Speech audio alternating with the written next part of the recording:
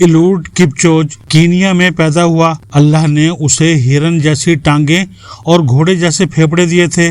وہ پورے گاؤں میں سب سے تیز بھاگتا تھا۔ وہ مسلسل سارا دن بھی بھاگ سکتا تھا۔ یہ غیر معمولی صلاحیت تھی اور اس نے اس صلاحیت سے میراتھن چیمپئن بننے کا فیصلہ کیا۔ اس نے جب لوگوں کو اپنے ارادے کے بارے میں مطلع کیا تو سب نے پہلے کہکہا لگایا اور پھر اسے بتایا، میراتھن گوروں کی سپورٹس ہے، سیاہ فام لوگ یہ نہیں کھیل سکتے، ہم ان سے جیت بھی نہیں سکتے۔ ایلوڈ نے وجہ پوچھی تو اسے بتایا گیا، گوروں کے پاس پیسہ ہوتا ہے، ان کے پاس ٹرینر بھی ہوتے ہیں اور ان کی خوراک بھی ہم سے بہتر ہوتی ہے، لہٰذا یہ جی جان سے پریکٹس کر سکتے ہیں۔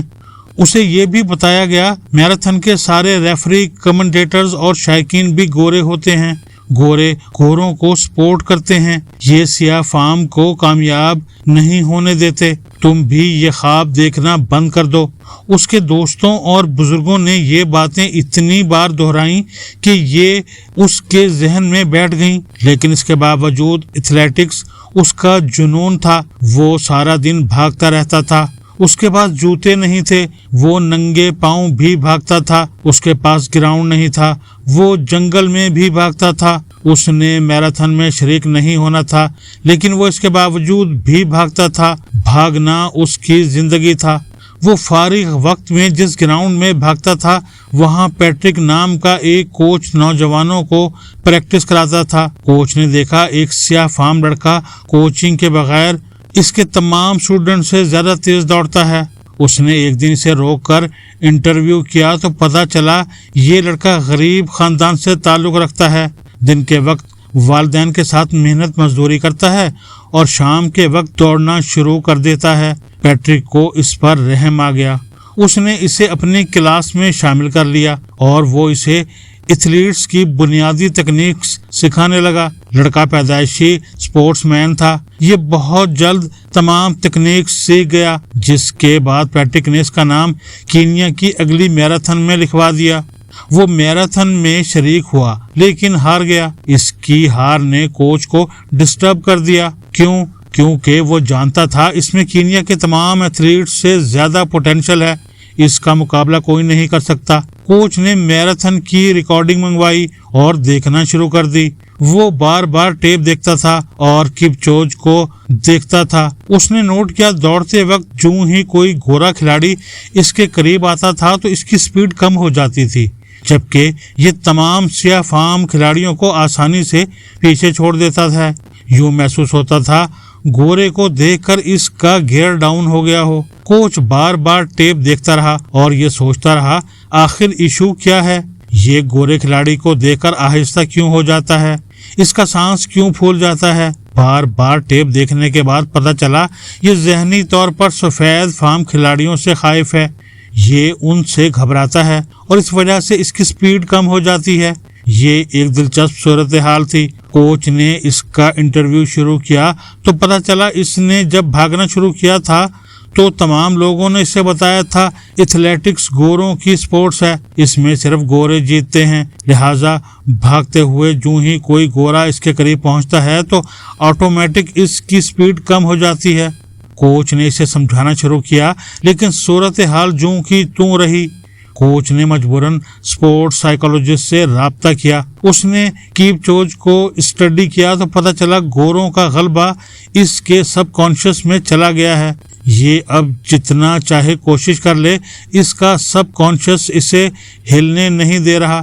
سائیکالوجسٹ نے کوچ کو بتایا ہمارے سب کانشیس میں جب کوئی بات بیٹھ جاتی ہے تو پھر ہمارے اندر سیلف سبوتاژ کا جذبہ پیدا ہو جاتا ہے، جس کے بعد ہمیں باہر سے کوئی نہیں ہراتا، ہم اندر سے ہار جاتے ہیں، ہم اندر سے شکست تسلیم کر بیٹھتے ہیں۔ کوچ کو مسئلہ سمجھ آ گیا، لہٰذا اس نے کپچوج کو سمجھایا تم نے دوڑتے وقت دائیں بائیں نہیں دیکھنا، صرف اور صرف اپنے ہدف پر توجہ دینی ہے۔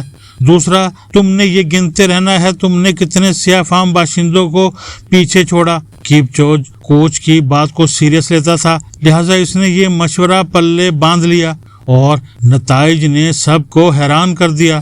آپ بھی یہ جان کر حیران رہ جائیں گے، یہ ایلوڈ کپچوج 2019 میں دنیا کا پہلا شخص تھا جس نے 42.195 کلومیٹر کی میراتھن 2 گھنٹے سے کم وقت میں مکمل کر لی، اور یہ ورلڈ ریکارڈ تھا، اور اس کے بعد اس نے پیچھے مڑ کر نہیں دیکھا۔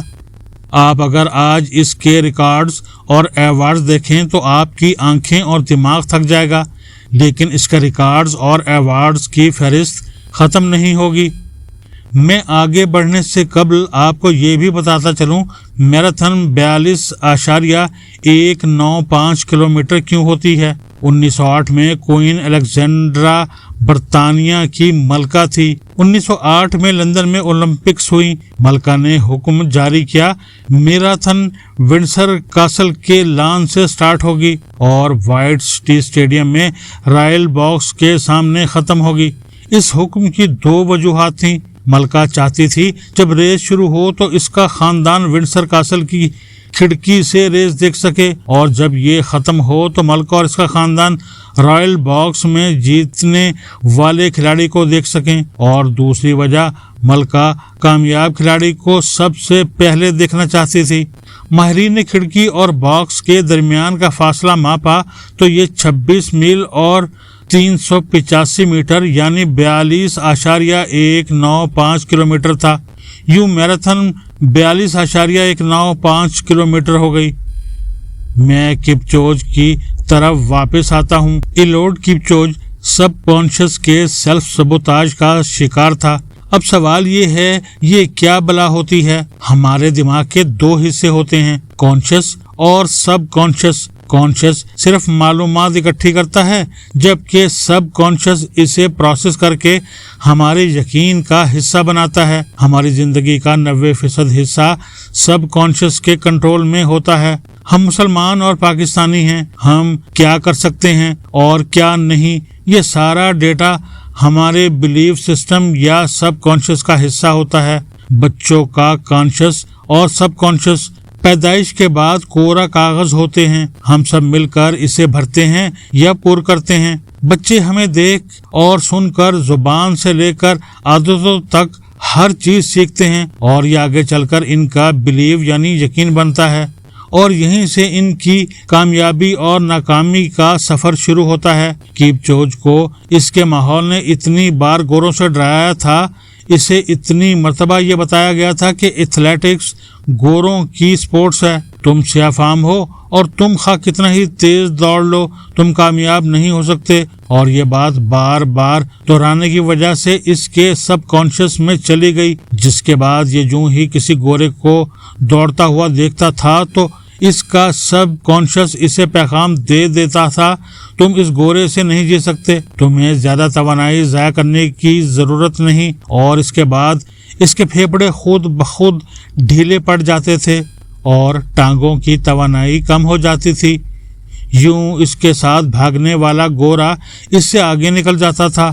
نفسیات کی زبان میں اس عمل کو سیلف سبوتاج کہتے ہیں، یعنی آپ اپنی جیت کو خود ہی ہار میں تبدیل کر دیں، آپ اپنی کامیابی کو ناکامی میں بدل دیں، یا آپ چھکا مارتے ہوئے جان بوجھ کر آؤٹ ہو جائیں۔ کپچوج بھی سیلف سبوتاج کا شکار ہو گیا تھا۔ اس کے خاندان اور ماحول نے مل کر اس کے دل میں گوروں کا خوف بٹھا دیا تھا، جس کے بعد اس کا سب کانشس اسے گوروں کے مقابلے میں جیتنے نہیں دیتا تھا۔ آپ اگر کپچوج کی کہانی توجہ سے پڑھیں تو خود کو بھی سیلف سبوتاج کا شکار پائیں گے، بلکہ رکیے، آپ کو پوری قوم سیلف سبوتاج کا شکار ملے گی۔ آپ کبھی نوٹ کیجئے، آپ کو ہر طرف سے ہم ترقی نہیں کر سکتے، ہم ٹھیک نہیں ہو سکتے، ہم بے ایمان لوگ ہیں، ہم میں خدا ترسی نام کی چیز نہیں، ہم بہت گندے ہیں، ہم سسٹم نہیں بنا سکتے، ہماری حکومت بہت نکمی ہے، سارا نظام کرپٹ ہے، ہمیں عدالتوں سے انصاف نہیں ملے گا، پاکستان میں کوئی چیز خالص نہیں، پولیس بڑی ظالم ہے، سیاستدان نالائق اور کرپٹ ہیں، مولوی جاہل اور سخت ہیں، ہماری فوج بہت کمزور ہے اور ہم سیلاب کنٹرول نہیں کر سکیں گے جیسے فکرے سننے کو ملیں گے۔ آپ کسی جگہ بیٹھ جائیں، آپ یہ سوال ضرور سنیں گے، پاکستان کا کیا بنے گا؟ کیا ہم ٹھیک ہو جائیں گے اور ہمارا مستقبل کیا ہے، وغیرہ وغیرہ۔